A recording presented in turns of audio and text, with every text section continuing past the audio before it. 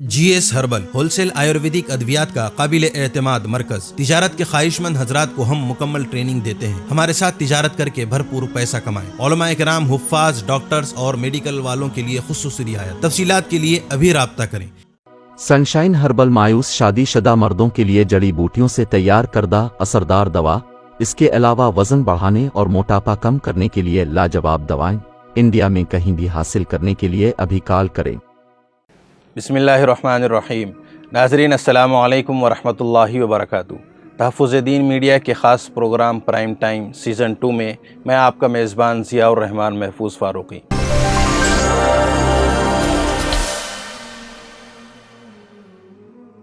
رات کے 10 بج چکے ہیں۔ امید کرتا ہوں کہ آپ سب خیر و عافیت سے ہوں گے۔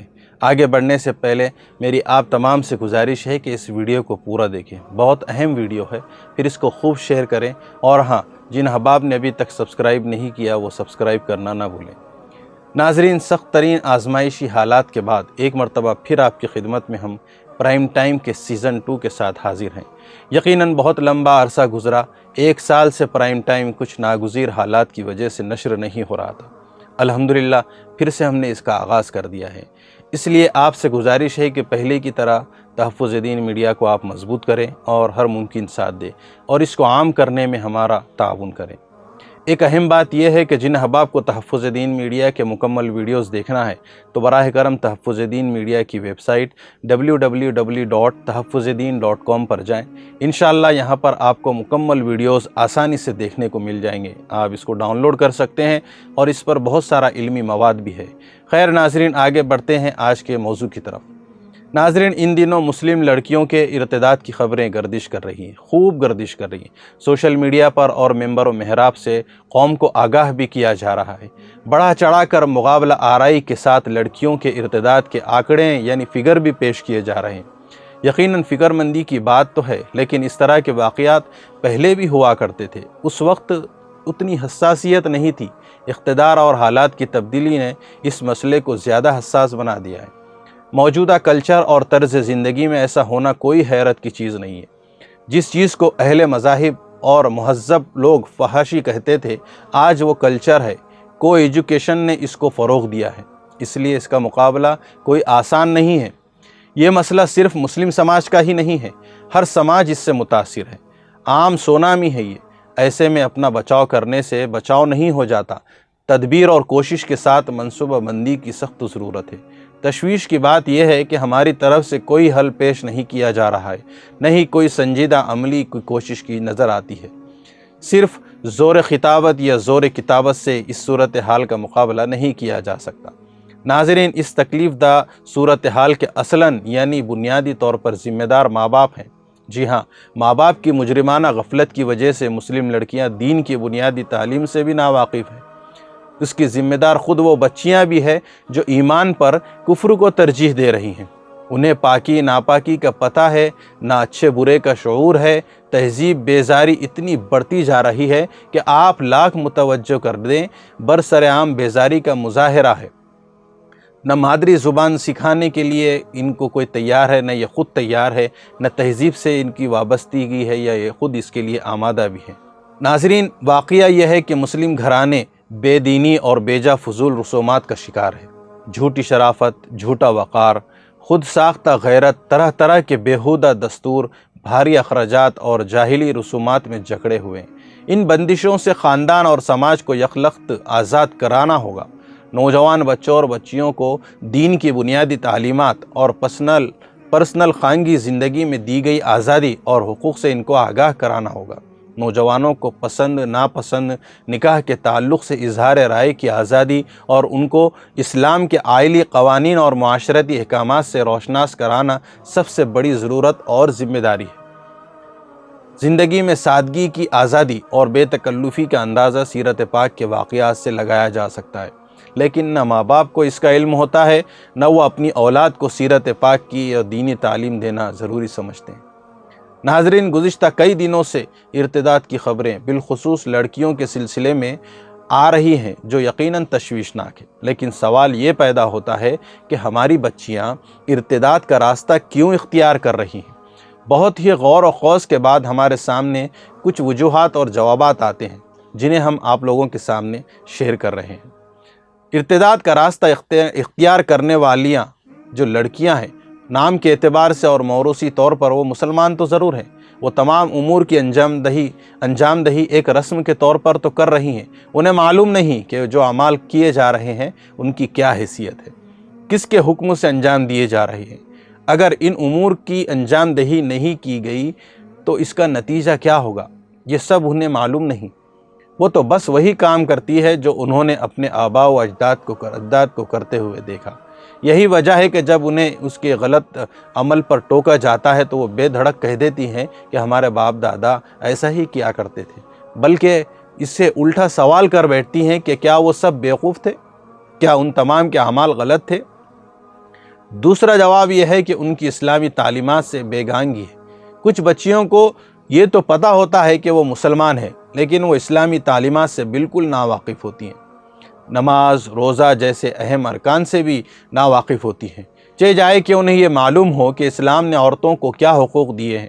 زمانہ جاہلیت اور خود موجودہ زمانے میں دوسرے مذاہب میں ان کے ساتھ کیا کیا ناانصافیاں ہوتی رہی ہیں، ان سے مکمل طور پر ناآشنا ہے۔ ظاہر ہے کہ ایسے میں اسلامی تعلیمات کی کیا قدر ہوگی۔ یہی وجہ ہے کہ جب ان کے سامنے ظاہری اعتبار سے عقل کے خلاف کسی اسلامی حکم پر اعتراض کیا جاتا ہے تو وہ خاموش ہو جاتی ہے۔ ناظرین، اس کا تیسرا جواب یہ بھی بہت اہم ہے کہ مخلوط نظام تعلیم عام ہے، یعنی ارتداد کا ایک بہت بڑا سبب مخلوط نظام تعلیم بھی ہے، کیونکہ صرف لڑکے لڑکیوں کا ہی اختلاط نہیں ہوتا، بلکہ مسلم و غیر مسلم کے درمیان بھی ایسا اختلاط پایا جاتا ہے کہ دینی فرق ہی نہیں رہ جاتا، جس کے نتیجے میں عبادت اور پوجا کے مابین کوئی امتیاز یعنی فرق نہیں ہوتا۔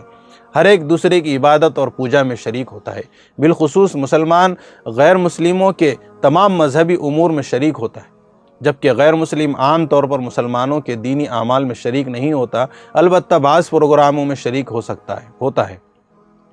اس لیے مسلمان کے ذہن میں غیر اسلامی امور بھی ناپسندیدہ نہیں لگتے۔ پھر اکثر اسکولوں کا نصاب ہی ایسا ہے جو ذہنی شکوک و شبہات میں مبتلا کر دے۔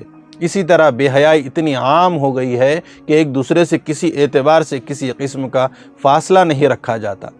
ان چیزوں کی وجہ سے لڑکیاں اسلام اور غیر اسلام دونوں کو ایک ہی خانے میں رکھ دیتی ہیں اور ارتداد کا راستہ چن لیتی ہے۔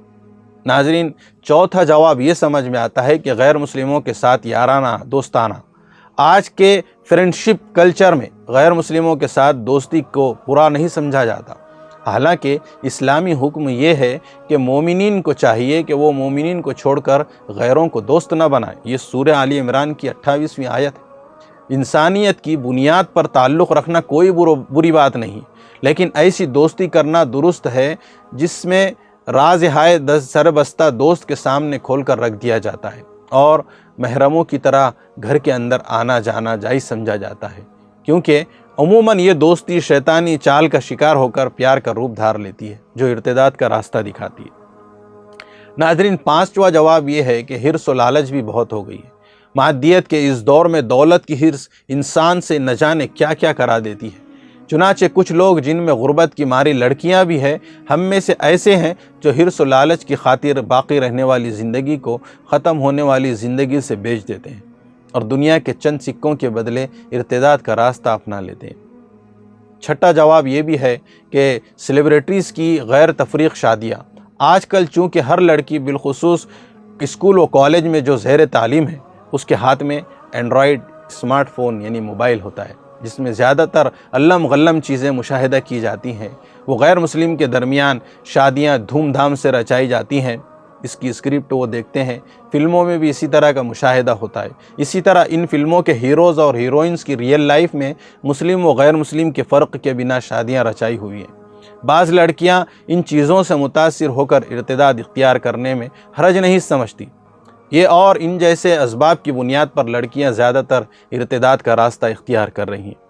ایسے حالات میں ہر مسلم فرد کی ذمہ داری ہے، ہماری اور آپ کی، کہ خواہ وہ عالم ہو یا غیر عصری تعلیم یافتہ، دعوت و تبلیغ سے جڑا ہوا ہو یا کسی اور ادارے یا تنظیم سے، کہ وہ میدان میں اترے اور ارتداد اختیار کرنے والی لڑکیوں کے ایمان کی حفاظت کرے، اس کی کوشش کرے۔